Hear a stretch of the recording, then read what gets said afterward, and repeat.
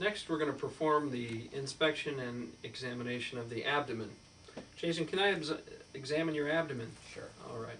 The first thing that we do, like the other examinations, is perform a visual inspection. Of course, looking for any defects, looking for any distension of the abdomen, old scars, any kind of lesions whatsoever, pulsations in the epigastric area. We also generally like to assess for any kind of ventral or umbilical hernias. We can do this by having the patient cough. Jason, could you give me 3 quick, strong coughs?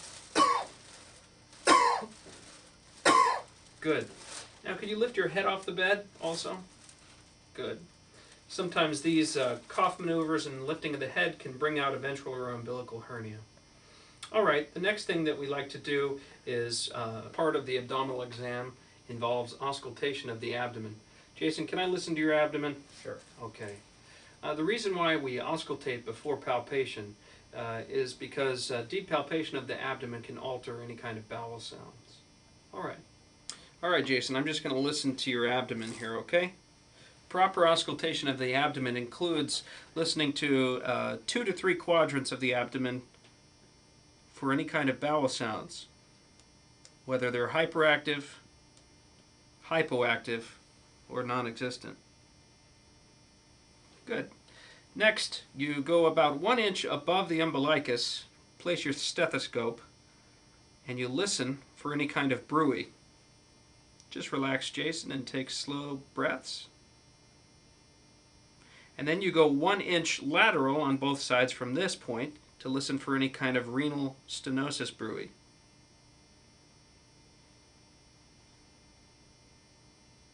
Good. After the auscultation part of the examination, a percussion examination may be done. Using 1 finger, you compare sides. Initially, comparing on the left, Jason, I'm just going to pound on you a little bit here, okay?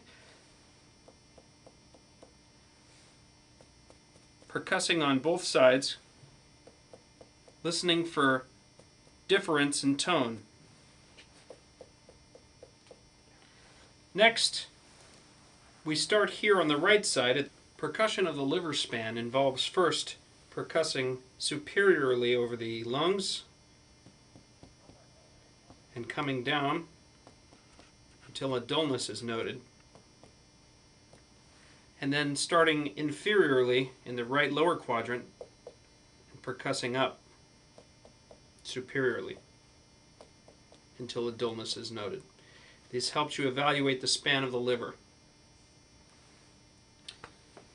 Next, I'm going to perform a palpation examination of the abdomen. Jason, I'm going to be pressing on your abdomen. If you have any pain, you let me know. Okay? It's important that you relax your abdominal muscles when I do this. I'd also like to ask you to bring your knees up if you could. This helps us relax the abdominal muscles when we palpate. Okay. With one hand, extremely important that we also pay attention to the expression on the patient's face when palpating. This is a helpful assessment of pain. All right, Jason. The first thing I'm going to do here is lightly place my hands on your abdomen. And generally, if a patient is complaining of pain, you assess the patient away from the point of pain. For example, if he was having pain in his right upper quadrant, I would start in the left lower quadrant. Superficial palpation involves placing 1 hand on the abdomen and feeling lightly with the pads of the fingers. And then moving to the other quadrants, feeling for any kind of pulsations, masses, rigidity. And then to the area of pain. Deep palpation of the abdomen involves using 2 hands, also starting away from the point of pain and always observing the patient's face with palpation for any kind of anxiousness or anxiety. Palpation for organomegaly can include deep palpation. For the spleen, we start at the right lower quadrant, palpating deeply, and moving towards the spleen, which is located in the left upper quadrant. A hand can be placed posteriorly to bring the spleen into contact with your other hand. Its tip can sometimes be felt with the pads of your fingers with deep palpation.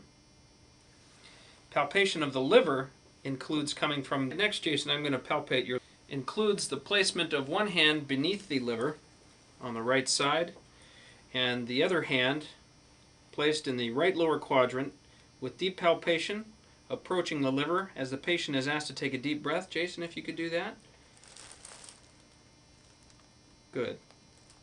Deep palpation with inspiration can sometimes help you assess the border of the liver. With palpation of the kidneys, it is done in a similar manner. A hand is placed posteriorly over the rib cage, and then one hand is placed in the abdomen and deeply palpated with an inspiratory breath. Jason, if you could just take a big breath. Good. And exhale. Then the other side is assessed in a similar manner. If you could just take another deep breath. Good. The appropriate examination for evaluation of peritoneal irritability is as follows. First, an assessment of abdominal rigidity. Jason, I'm just going to place my hands on your abdomen, all right? Assessment of abdominal rigidity is done lightly. You can feel a rigid abdomen beneath the pads of your fingers, and rigidity should not just be midline, but should be all the way across and laterally. Next, rebound is assessed. Rebound tenderness is done with deep palpation and then release. Jason, I'm going to put my fingers into your abdomen and then I'm going to release. Okay, you let me know if you have pain with the release. Any uncomfortable feeling or pain? And that can be done on both sides or in all quadrants. Next, especially for appendicitis, a McBurney's point can be assessed. The McBurney's point is 1/3 the distance from the anterior superior iliac spine to the umbilicus. It would be in this location. Palpation of this area with pain is suspicious for appendicitis. Next, Murphy's sign is deep palpation of the right upper quadrant in the area of the liver, which is suspicious for cholecystitis. Jason, I'm just going to place my fingers here in your abdomen and I'm going to push. I want you to take a deep breath and tell me if you have pain with this. Go ahead. Any pain? No. This is a negative Murphy's sign. There are two other examinations that are helpful in the evaluation of peritoneal signs related to appendicitis. Jason, I'm going to be moving your hips and knees around a little bit for this evaluation. This is for the obturator and psoas sign. First, I will be performing the obturator sign. Jason, I'm just going to be lifting up your leg here, flexing your hip, flexing your knee, and at the same time I'm going to internally rotate at the hip. Jason, you let me know if you have any discomfort in your abdomen for this, okay? Internal rotation is performed this way. Do you have any discomfort? No. Okay.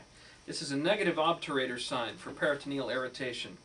The next is called the psoas sign. The psoas muscle is a hip flexor, and with flexion it could cause some peritoneal irritation, and this is also a sign that is useful for the assessment of appendicitis. Alright, Jason, I'm just going to have you bring your foot up and your knee slightly flexed, alright? And I'm going to give some resistance here as he tries to bring his knee to his chest. And with this, you let me know if you have any discomfort or pain, alright? Okay. Go ahead and bring your knee up towards your chest. Alright, relax. Any discomfort with that? No. Alright, this is considered to be a negative psoas sign.